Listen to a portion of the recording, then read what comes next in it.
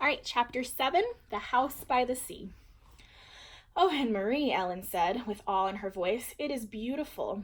Anne-Marie looked around and nodded her head in agreement.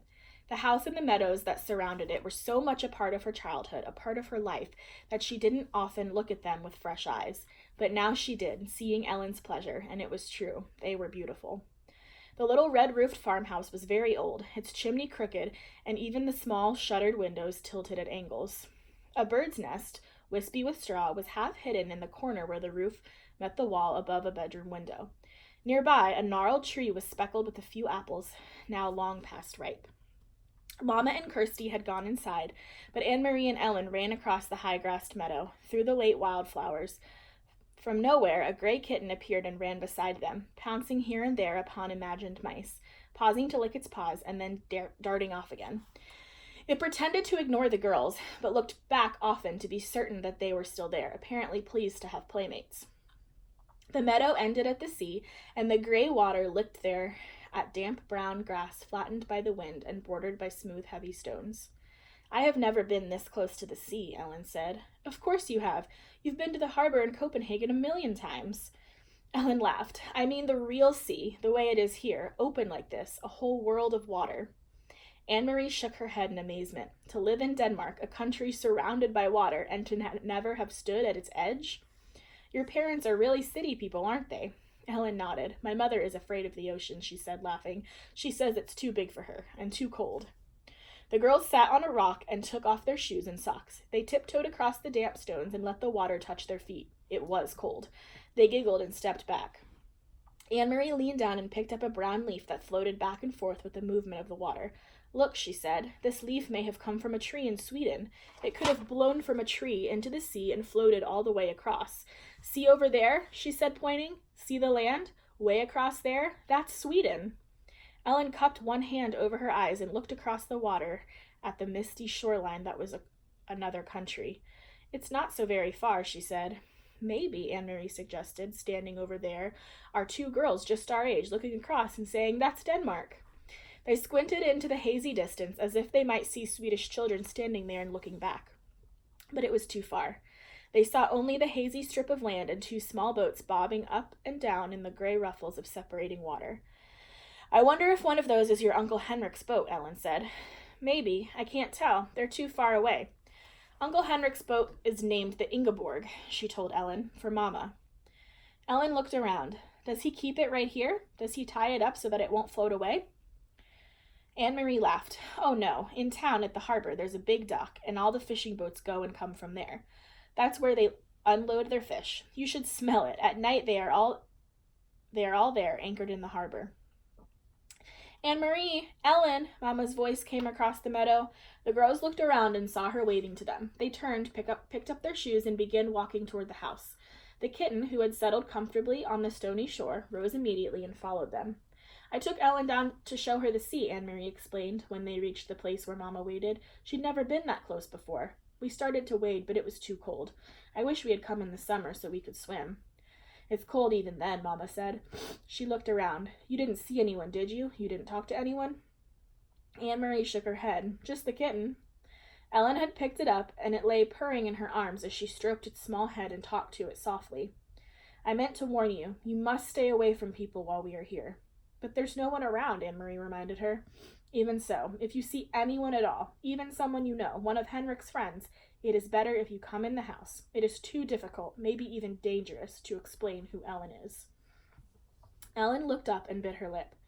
"There aren't soldiers here, too?" she asked. Mama sighed. "I'm afraid there are soldiers everywhere, and especially now. This is a bad time." "Come in now and help me fix supper. Henrik will be home soon. Watch the step there. It's loose. Do you know what I have done? I have found enough apples for applesauce. Even though there is no sugar, the apples are sweet. Henrik will bring home some fish, and there is wood for the fire, so tonight we will be warm and well fed." "It is not a bad time, then," Anne-Marie told her. "Not if there is applesauce." Ellen kissed the kitten's head and let it leap from her arms to the ground. It darted away and disappeared in the tall grass. They followed Mama into the house. That night, the girls dressed for bed in the small upstairs bedroom they were sharing, the same bedroom that had been Mama's when she was a little girl. Across the hall, Kirsty was already asleep in the wide bed that had once belonged to Anne-Marie's grandparents. Ellen touched her neck after she had put on Anne-Marie's flower-sprigged nightgown, which Mama had packed. "Where is my necklace?" she asked. "What did you do with it?" "I hid it in a safe place," Anne-Marie told her, "a very secret place where no one will ever find it, and I will keep it there for you until it is safe for you to wear it again." Ellen nodded. "Papa gave it to me when I was very small," she explained. She sat down on the edge of the old bed and ran her fingers along the handmade quilt that covered it. The flowers and birds, faded now, had been stitched onto the quilt by Anne-Marie's great-grandmother many years before. "I wish I knew where my parents are," Ellen said in a small voice as she outlined one of the appliqued birds with her finger. Anne-Marie didn't have an answer for her. She patted Ellen's hand, and they sat together silently. Through the window they could see a thin, round slice of moon appearing through the clouds, against the pale sky. The Scandinavian night was not very dark yet, though soon, when winter came, the night would be not only dark, but very long, night skies beginning in the late afternoon and lasting through the morning. From downstairs they could hear Mama's voice and Uncle Henrik's talking, catching up on news. Mama missed her brother when she hadn't seen him for a while, Anne-Marie knew. They were very close. Mama always teased him gently for not marrying. She asked him, laughing, when they were together, whether he had found a good wife yet, one who would keep his house tidier. Henrik teased back and told Mama that she should come to Galilee to live again so that he wouldn't have to do all the chores by himself. For a moment, to Anne-Marie, listening, it seemed like all the earlier times, the happy visits to the farm in the past with summer daylight, extending beyond bedtime, with the children tucked away in the bedrooms and the grown-ups downstairs talking. But there was a difference. In the earlier times, she had always overheard laughter. Tonight, there was no laughter at all. All right, Chapter 8. There Has Been a Death. Through a haze of dreams, Anne-Marie heard Henrik rise and leave the house, headed for a barn with his milking pail at daybreak. Later, when she woke again, it was morning. She could hear birds calling outside, one of them close by the window in the apple tree, and she could hear Mama below in the kitchen talking to Kirsty. Ellen was still asleep. The night before, so shortened by the soldiers in the Copenhagen apartment, seemed long ago. Anne-Marie rose quietly so that she wouldn't wake her friend. She pulled on her clothes and went down the narrow curved staircase to find her sister kneeling on the kitchen floor, trying to make the gray kitten drink water from a bowl. "Silly," she said. "Kittens like milk, not water." "I am teaching this one new habits," Kirsty explained importantly, "and I have named him Thor, for the god of thunder." Anne-Marie burst out laughing. She looked at the tiny kitten, who was shaking his head, irritated at his wet whiskers, as Kirsty kept trying to dip his face to the water. "God of thunder," Anne-Marie said. "He looks as if he would run and hide if there were a thunderstorm." "He has a mother someplace who would comfort him, I imagine," Mama said. "And when he wants milk, he'll find his mama." "Or he could go visit the cow," Kirsty said. Although Uncle Henrik no longer raised crops on the farm, as his parents had, he still kept a cow, who munched happily on the meadow grass and gave a little milk each day in return. Now and then he was able to send cheese into Copenhagen to his sister's family. This morning, Anne-Marie noticed with delight Mama had made oatmeal, and there was a pitcher of cream on the table. It was a very long time since she had tasted cream. At home, they had bread and tea every morning. Mama followed Anne-Marie's eyes to the pitcher. "Fresh from Blossom," she said. "Henrik milks her every morning before he leaves for the boat." And she added, "There's butter, too. Usually not even Henrik has butter, but he managed to save a little this time." "Save a little from what?" Anne-Marie asked, spooning oatmeal into a floured bowl. "Don't tell me the soldiers try to, what's the word, relocate butter too." She laughed at her own joke. But it wasn't a joke at all. Though Mama laughed ruefully. "They do," she said. "They relocate all the farmers' butter right into the stomach of their army. I suppose that if they knew Henrik had kept this tiny bit, they would come with guns and march it away, down the path." Kirsty joined their laughter, as the three of them pictured a mound of frightened butter under military arrest. The kitten darted away when Kirsty's attention was distracted and settled on the windowsill. Suddenly, here in this sunlit kitchen, with cream in a pitcher and a bird in the apple tree beside the door, and out in the Kattegat, where Uncle Henrik, surrounded by bright blue sky and water, pulled in his nets filled with shiny silver fish, suddenly the specter of guns and grim-faced soldiers seemed nothing more than a ghost story, a joke with which to frighten children in the dark. Ellen appeared in the kitchen doorway, smiling sleepily, and Mama put another floured bowl of steaming oatmeal on the old wooden table. "Cream," Anne-Marie said, gesturing to the pitcher with a grin.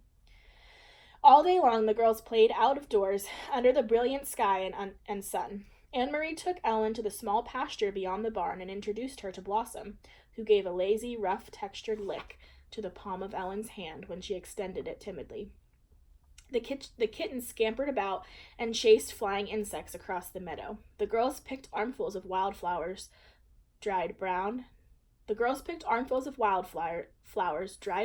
by the early fall chill, and arranged them in pots and pitchers until the tabletops were crowded with their bouquets. Inside the house, Mama scrubbed and dusted, tisking at Uncle Henrik's untidy housekeeping. She took the rugs out to the clothesline and beat them with a stick, scattering dust into the air. "He needs a wife," she said, shaking her head, and attacked the old wooden floors with a broom while the rugs aired. "Just look at this," she said, opening the door to the little used formal living room with its old-fashioned furniture. "He never dusts," and she picked up her cleaning rags. "And Kirsty," she added, "the god of thunder made a very small rain shower in the corner of the kitchen floor. Keep an eye on him."